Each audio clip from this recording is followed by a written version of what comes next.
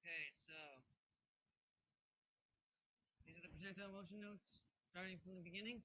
So when we're talking about a projectile, we only want to be dealing with gravity. So for all these problems, we're going to neglect the areas. Okay?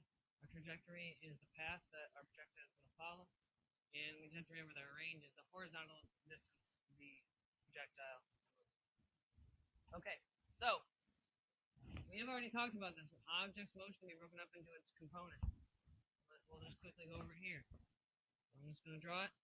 And we have some vector. We can break that vector up into its horizontal and its vertical components. And then we can solve either with a squared plus b squared equals c squared, or we can solve using sine, cosine, tangent if we have the angle. Okay? So we can also say that the vertical and horizontal components are independent, meaning that when we do a problem, we can look at just the vertical parts separate from the horizontal parts. We do the problem just looking at the vertical, and then we can do a problem just looking at the horizontal component. And this is because gravity, that blank we filled in, only affects objects vertically. So it only affects the vertical motion, because acceleration due to gravity is only in the vertical direction. So it'll be an example. So two balls fired horizontally from the same height, with two different speeds will hit the ground at the same time. So if we open up the Fetsim,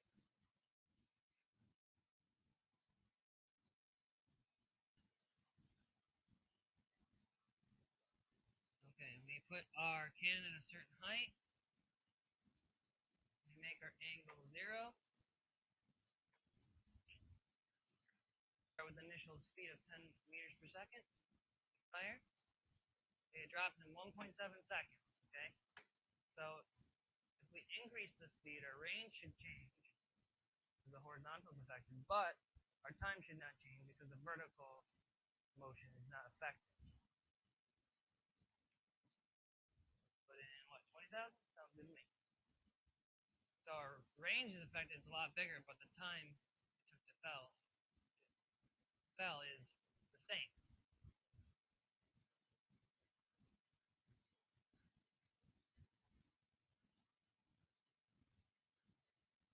Okay, so this is depicting, here we're breaking up the two components, the vertical and the horizontal.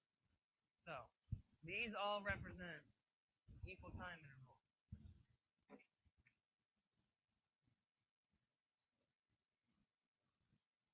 So this would be at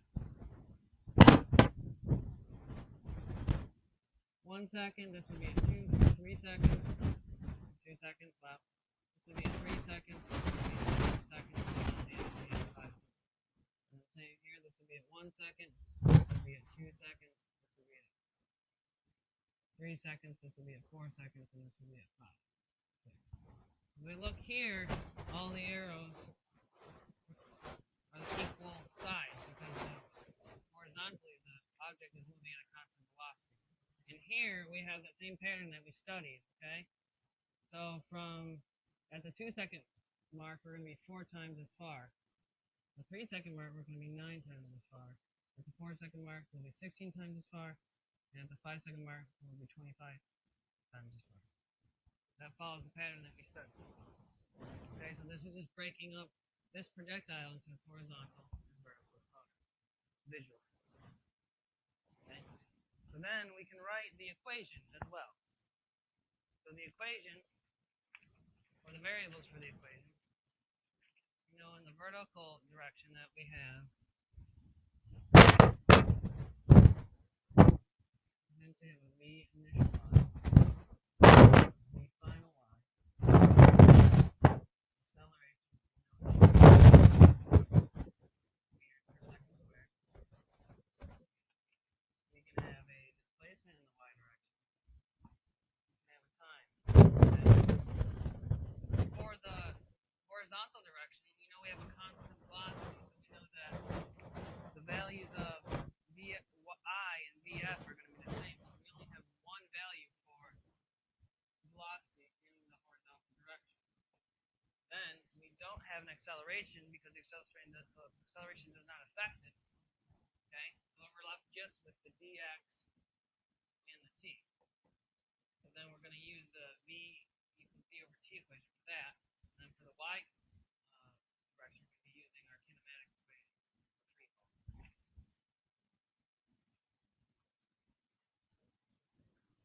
Okay, you guys have these important tips. I'm not going to go over them. You have them in your notes. So, we have this first problem. A baseball is thrown horizontally off the edge of a cliff. 50 meters high, the ball is thrown with an initial velocity of 40 meters per second. So if we go into our smartboard, our smart notebook. So,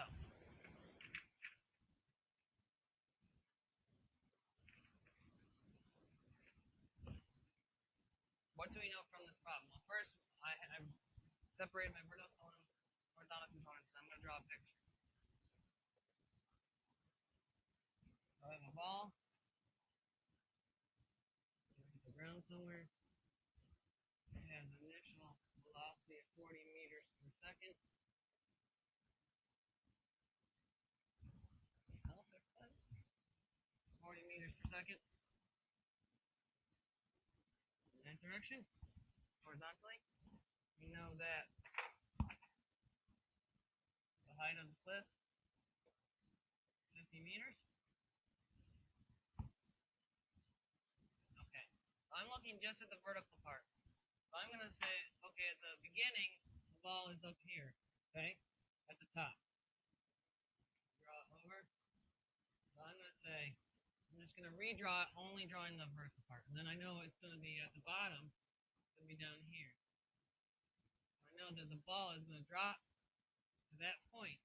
So now I just say, okay, our ball is dropping, and it starts with, it starts with an initial velocity of 0 because it's dropping from that point.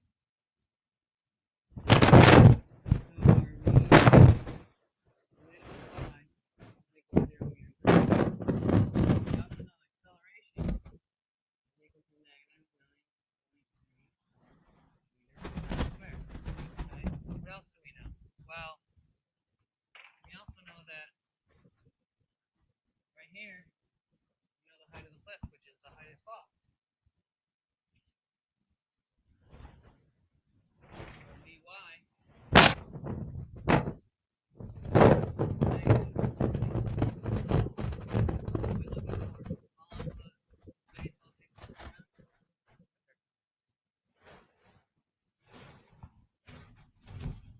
Go back, we need an equation that has VITAC. If we look back at our reference table, okay, that equation will be through this one right here, VITA.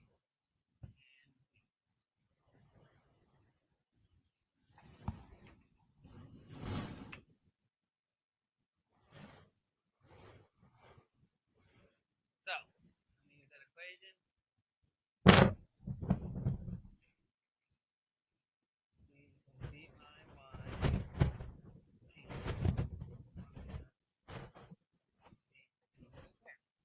So, we can cross out that first part. We know it's equal to 0 because we have a initial velocity in the y direction equal to 0 meters per second. We end up with v equals 1 half at squared. And I'll try to get the t by itself. And divide by 1 half a. If we divide by 1 half, it's the same as multiplying by 2. So we end up with 2d over a t squared. We're going to take the square root. I'm going to just rearrange it with t on this side. So I have a t is the square root. Now we can plug in our value. Okay. We have t equals square root of 2 times negative 50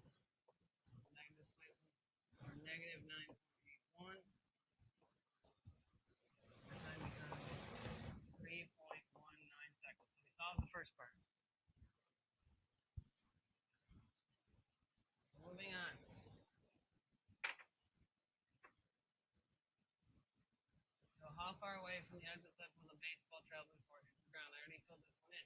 But we know the time, so we can drag this time over. Okay?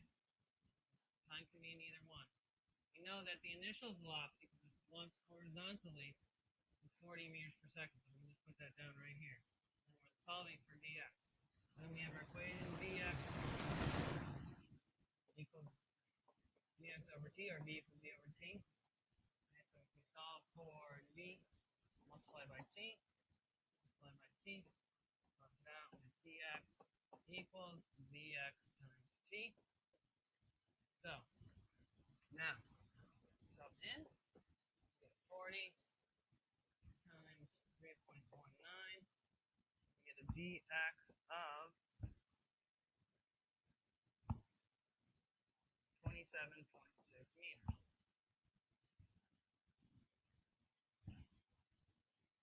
Solve that one. So the final one's a little tricky, because if we look back at our drawing, we had our drawing, the ball is going to launch, it's going to land somewhere. Well, when it hits, it's going to have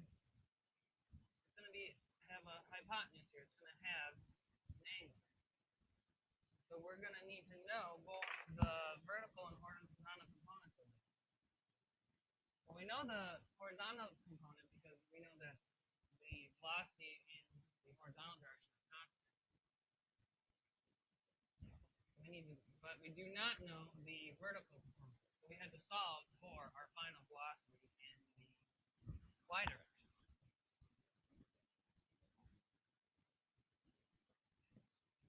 So I can use a whole bunch of equations. I'm going to use, because it's the easiest one to use, I'm going to use VF equals VI plus AT. Not to deal with any squares or anything like that. So VFY equals VIY plus AT. So I'm solving for VFY, so I don't have to rearrange anything, so that's nice. We know our initial velocity is 0, so we can cross that out. And so it's just AT. We can plug in our values.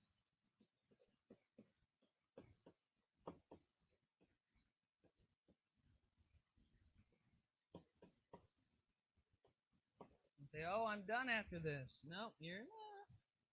So we get 31.29 meters per second. So now that is now going to be our vertical component. So now we can use a squared plus b squared equals c squared.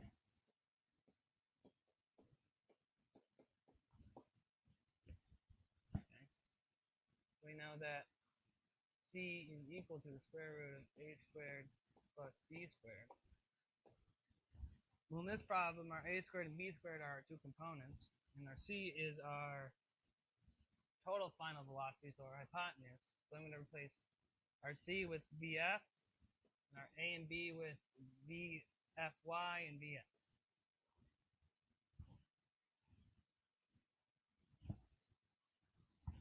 So that would be negative 31. I'm just going to round, then run out of room. Still going to run out of room. Plus 40 squared. So that's under the whole radical. Let me rewrite that actually. We're going to get confused.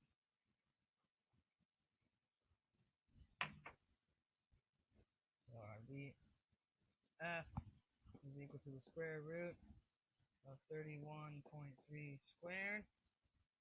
I'll have to scrap the negative there. Don't forget it because it's negative. It's coming down. Okay. Plus 40 squared. We end up getting the final velocity of 50.8 once you round meters per second, which makes sense because the hypotenuse should be bigger than either of the sides. So now we're done with that problem finally.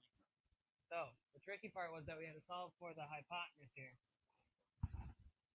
I just have to remember that.